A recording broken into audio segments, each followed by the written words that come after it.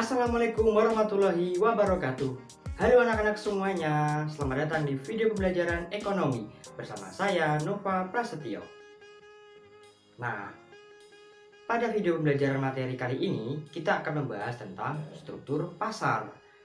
Nah, pada bab struktur pasar kali ini kita akan membahas yang pertama tentang pengertian pasar sempurna dan yang kedua tentang pengertian pasar persaingan tidak sempurna.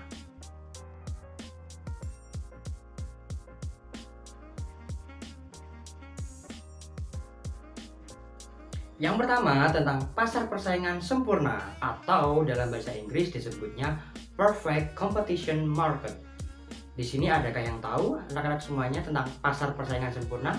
Nah, jadi pasar persaingan sempurna merupakan suatu pasar di mana jumlah penjual dan jumlah pembeli sangatlah banyak dan juga produk yang ditawarkannya pun juga sejenis. Nah, contohnya barang yang dijual pada bentuk pasar ini adalah seperti beras, seperti gandum, kentang, batu bara, dan yang lainnya sejenisnya.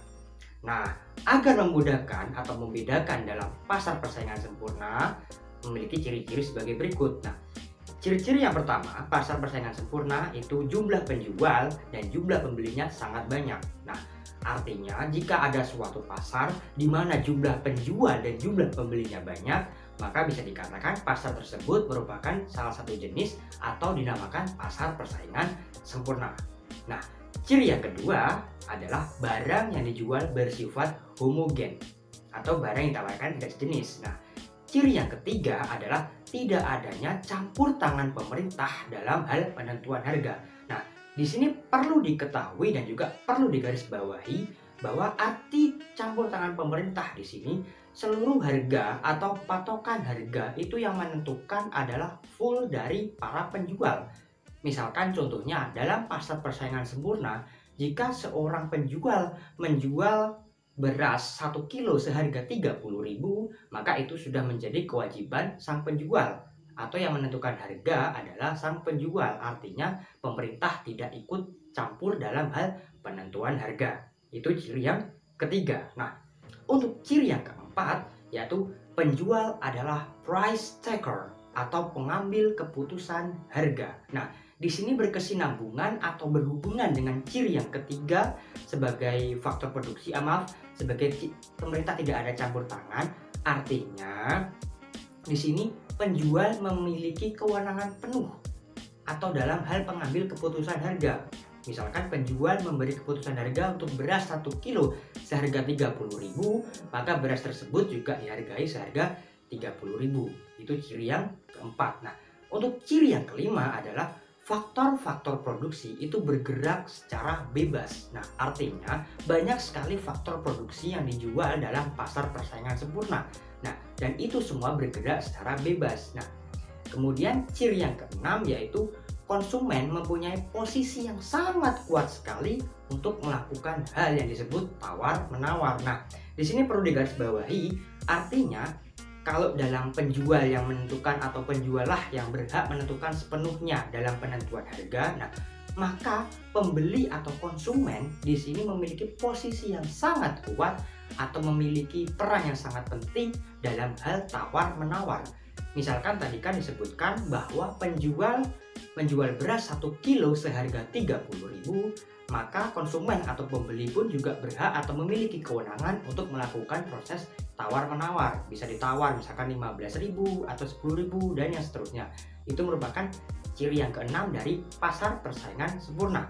Nah, kemudian ciri yang ketujuh adalah sulit untuk mendapatkan keuntungan di atas rata-rata. Nah, untuk sulit di atas keuntungan rata-rata ini diartikan bahwasanya tadi kan karena penjual menentukan harganya sendiri dan juga pembeli berhak untuk tawar-menawar. Nah, artinya untuk mendapatkan harga keseimbangan yang tinggi itu sangat sulit ditemukan rata-ratanya. Karena sang penjual dan sang pembeli itu menentukan harga dan melakukan tawar-menawar secara menyeluruh. Nah, kemudian untuk ciri yang terakhir adalah free entry and exit. Artinya tidak ada hambatan untuk keluar masuk pasar bagi para penjual. Nah, artinya misalkan pada hari ini tidak ada penjual bakso, misalkan pada hari ini tidak ada penjual sembako. Nah, ternyata besoknya ada penjual sembako atau penjual sembako bisa keluar, bisa masuk. Nah, seperti itu. Tidak ada hal yang menaungi atau hal yang merintah seperti itu. Nah, itu merupakan 7 ciri dari pasar persaingan sempurna. Nah, contoh yang paling mudah kalau kita ingin memahami contoh dari pasar persaingan sempurna adalah pasar sembako. Misalkan ada pasar hari Minggu, pasar hari Sabtu, pasar hari Rabu. Nah, itu merupakan contoh dari pasar persaingan sempurna, di mana pasar persaingan sempurna ini juga bisa disebut pasar bebas. Nah, bagaimana anak-anak semuanya? Sudah paham kan dengan pengertian dari pasar persaingan sempurna dan juga tentang ciri-ciri dari pasar persaingan sempurna? Nah, sebelum kita lanjutkan ke pasar persaingan tidak sempurna, di sini akan ada break quiz. Nah, break quiznya di sini silakan kalian amati atau silakan kalian cari contoh dari pasar persaingan sempurna yang terdapat di lingkungan kalian masing-masing. Setelah kalian mencari contoh dari pasar persaingan sempurna di lingkungan kalian masing-masing, silakan kalian simpulkan kira-kira ada apa sajakah hal yang dilakukan atau interaksi apa saja yang terdapat pada pasar persaingan sempurna di lingkungan masing-masing kalian. Nah, setelah itu kalian simpulkan, kalian tulis, dan kalian kumpulkan di kelas. Nah, anak-anak semuanya, kita tadi sudah mempelajari tentang pasar persaingan sempurna. Nah, kali ini kita akan melanjutkan mengenai pasar persaingan tidak sempurna, atau dalam bahasa Inggris disebut imperfect competition market. Nah, adakah yang tahu di sini anak-anak apa sih pengertian dari pasar persaingan tidak sempurna? Nah, jadi pasar persaingan tidak sempurna merupakan jenis pasar atau jenis suatu pasar yang hanya memiliki penjual yang terbatas, tetapi pembelinya sangatlah banyak. Nah, di sini berterbalikan, sebenarnya pasar persaingan tidak sempurna ini merupakan kebalikan dari pasar persaingan sempurna. Dimana kalau pasar persaingan sempurna tadi penjualnya sangat bebas, sangat banyak, pembelinya pun juga banyak. Tetapi kalau di pasar persaingan tidak sempurna, penjualnya terbatas, tetapi pembelinya sangatlah banyak. Nah, barang atau jasa yang terdapat dalam pasar ini itu bersifat heterogen. Kalau yang pasar persaingan sempurna bersifat homogen, nah kalau yang pasar persaingan tidak sempurna ini barangnya bersifat heterogen. Nah, oh ya, karena jumlah penjualnya terbatas, maka penjual menjadi pihak utama dalam hal penentuan harga. Kenapa dikatakan tidak sempurna, atau mengapa sih pasar ini bisa dikatakan pasar persaingan tidak sempurna? Nah, hal ini karena dianggap adanya suatu kecacatan yang menimbulkan ketidakstabilan dalam pasar. Nah, artinya pasar ini atau pasar tidak sempurna ini terdapat suatu bug atau bisa dikatakan suatu ketidakcatatan atau tidak sempurna dalam suatu sistem pasar yang terjadi. Nah, untuk memahami lebih lanjut, kita akan mempelajari tentang ciri-ciri dari pasar persaingan tidak sempurna. Nah, ciri yang pertama adalah hanya terdapat sedikit penjual yang berterbalikan dengan pembeli yang sangat banyak. Nah, ini merupakan ciri pasar persaingan tidak sempurna yang pertama, di mana salah satu ciri yang paling utama adalah penjualnya sedikit, sedangkan pembelinya sangatlah banyak. Nah, di sini bisa saya contohkan, misalkan ada suatu Pertamina. Nah, Pertamina merupakan contoh dari pasar persaingan tidak sempurna, di mana Pertamina atau badan yang penjual yang memberikan gas atau menjual minyak bahan bakar itu hanya satu, ada Pertamina, sedangkan pembelinya banyak, satu Indonesia pembelinya. Nah, itu merupakan contoh ciri-ciri yang pertama, yaitu penjualnya sedikit sedangkan pembelinya sangat banyak. Nah, ciri yang kedua adalah harga ditentukan oleh penjual. Nah, mengapa demikian? Karena terdapat suatu unsur monopoli, sehingga interaksi antara ekonomi, antara jumlah permintaan dan jumlah penawaran kurang berperan dalam hal penentuan harga. Nah, bisa dikatakan dalam pasar persaingan tidak sempurna ini, penawaran dan permintaan tidaklah terlalu berperan penting, karena hampir seluruh sistemnya itu dikuasai atau ada unsur-unsur monopolinya. Nah, kemudian untuk ciri yang ketiga adalah sulit bagi para produsen atau penjual baru untuk masuk ke dalam pasar. Nah, tadi saya sudah mencontohkan salah satu contoh pasar persaingan tidak sempurna adalah Pertamina yang menjual bahan bakar minyak ke masyarakat. Nah, contoh lain misalkan ada perusahaan lain atau ada suatu PT lain yang ingin mendirikan atau menjual juga bahan bakar kepada negara atau kepada masyarakat, pasti sangatlah sulit sekali untuk masuk ke dalam pasar baru karena sudah dikuasai oleh Pertamina dalam hal unsur monopoli seperti tadi. Nah, kemudian ciri yang keempat adalah barang dan jasa yang ditawarkan bervariasi, sangat bervariasi, tetapi akan sulit sekali untuk mencari barang substitusinya. Nah, itu ciri yang keempat. Nah, seperti itu. Bagaimana anak-anak semuanya? Sudah paham kan dengan pasar persaingan tidak sempurna dan juga ciri-ciri dari pasar persaingan tidak sempurna? Nah, sebelum kita melanjutkan, ada lagi satu lagi materi. Kita ada quiz break lagi. Silakan kalian cari contoh pasar persaingan tidak sempurna yang kalian ketahui. Setelah kalian mendapatkan satu contoh pasar persaingan tidak sempurna, silakan kalian amati dan kalian tulis hal apa sajakah yang terjadi dalam pasar persaingan tidak sempurna. Nah, anak-anak semuanya, pada pasar persaingan tidak sempurna atau imperfect competition market juga memiliki beberapa macam atau terdiri dari beberapa bagian pasar. Nah, yang pertama ada pasar monopoli. Nah, adakah yang tahu di sini anak-anak semuanya apa sih artinya monopoli?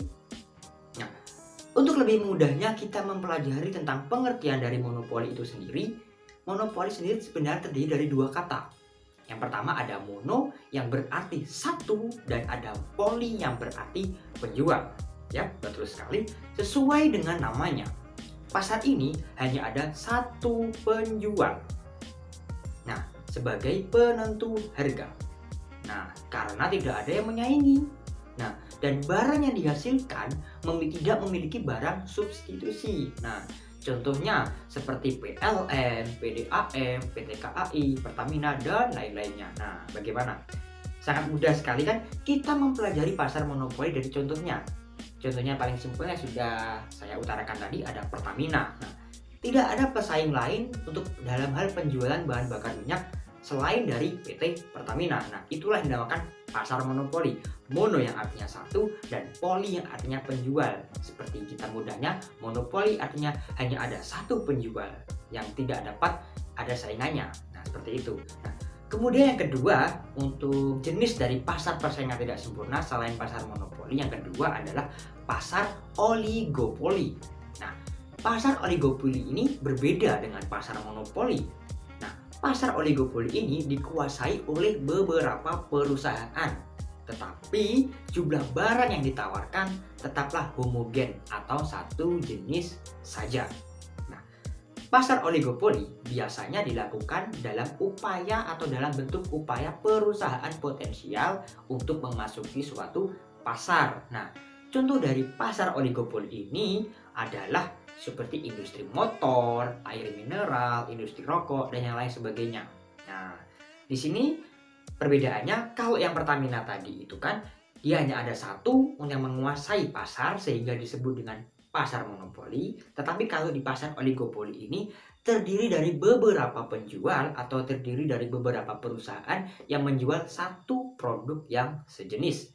Contohnya seperti perusahaan air mineral. Nah, perusahaan air mineral itu biasanya dinaungi atau dibawahi dari beberapa perusahaan, yang mana perusahaan air mineral ini hanya menghasilkan satu barang, yaitu berupa air mineral itu sendiri. Nah, untuk yang ketiga atau yang terakhir yaitu ada pasar monopolistik. Nah, jenis pasar yang ini itu lebih asyik atau lebih menyenangkan dari pasar monopoli maupun pasar oligopoli. Nah, mengapa pada pasar monopolistik ini lebih menyenangkan? Nah, pasar monopolistik ini berisi beberapa produsen dengan jenis barang yang serupa, tetapi karakteristiknya berbeda-beda.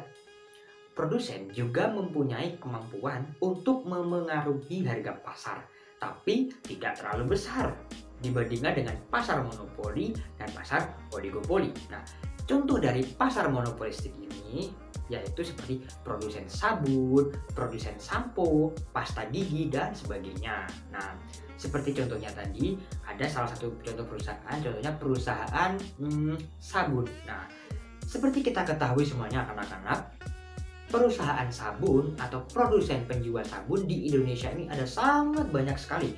Ada sabun A, sabun B, sabun C. Nah, itu artinya semuanya menjual satu jenis barang yang sama, yaitu sabun. Nah, tetapi karakteristik benda tersebut atau kegunaan kemanfaatan barang-barang tersebut sangatlah berbeda satu dengan yang lainnya.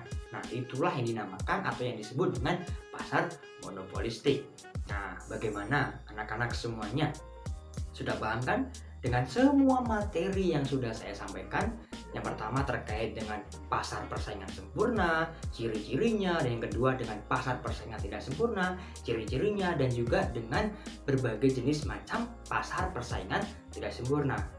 Nah, jika kalian merasa masih belum paham dengan video pembelajaran kali ini, silakan kalian ulangi video pembelajaran dari awal supaya kalian paham, atau bisa juga ditanyakan jika belum paham. Nah, untuk tugas kalian di rumah, silakan kalian tulis contoh dari pasar persaingan tidak sempurna. Seperti contohnya, silakan kalian tulis pasar monopolistik itu contohnya apa saja, pasar oligopoli itu contohnya apa saja, dan juga pasar monopoli itu contohnya apa saja. Nah, setelah kalian tulis, kalian simpulkan, kalian amati. Nah, setelah kalian amati, kalian bisa presentasikan di dalam kelas, di kelas masing-masing untuk hasil kerja kalian. Nah, terima kasih sudah mengikuti pembelajaran ekonomi tentang struktur pasar pada video kali ini. Terima kasih anak-anak semuanya, tetap semangat belajar, jangan menyerah untuk meraih masa depan. Terima kasih, mohon maaf dari saya Nova Prasetyo. Saya akhiri, wabillahi taufiq wal hidayah. Wassalamualaikum warahmatullahi wabarakatuh.